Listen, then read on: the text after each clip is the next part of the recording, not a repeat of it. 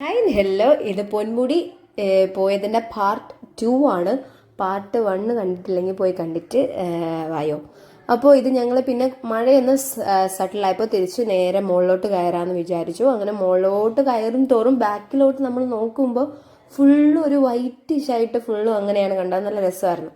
അപ്പോൾ മുകളിലോട്ട് പോയപ്പോൾ ഇത് സംഭവം ഇക്ക പറഞ്ഞ എന്താ പോലീസ് സ്റ്റേ ചെയ്യാൻ വേണ്ടിയിട്ട് യൂസ് ചെയ്തൊരു പ്ലേസ് ആണെന്നാണ്. പിന്നെ തൊട്ട് ഒരു വയർലെസ്സിൻ്റെ എന്തോ റേഡിയോയുടെ എന്തോ സംഭവമാണ്.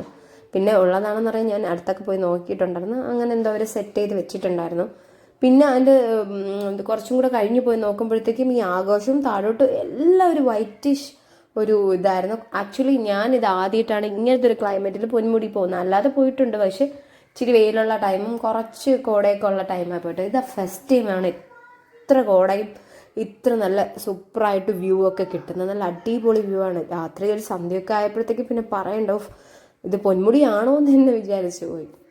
പിന്നെ ഞങ്ങളൊരു 6 ഒക്കെ ആയപ്പോഴത്തേക്കും തിരിച്ചിറങ്ങുന്ന സമയത്ത് പിന്നെ എന്തെങ്കിലുമൊക്കെ കഴിക്കാനും കുടിക്കാനും കയറി ചായയും വടയും ഒക്കെ കഴിക്കാൻ വേണ്ടിയിട്ട് ഞങ്ങൾ ഓരോ വടയൊക്കെ എടുത്തു കഴിക്കാൻ വേണ്ടിയിട്ട്. പിന്നെ മോക്ക് മാഗി ഓംപ്ലേറ്റോ ബ്രെഡ് ഓംപ്ലേറ്റ് ഇങ്ങനത്തെ പ്ലേസിലൊക്കെ ആണല്ലോ ഭയങ്കര ടേസ്റ്റായിട്ട് മാഗിയൊക്കെ നമ്മളെപ്പോഴും ഉണ്ടാക്കുന്ന പോലെ അല്ലാതെ നല്ല ടേസ്റ്റി മാഗി കിട്ടുമെന്ന് വിചാരിച്ചാണ് മാഗി മേടിച്ചത്. പക്ഷേ ആക്ച്വലി കൊള്ളൂലായിരുന്നു.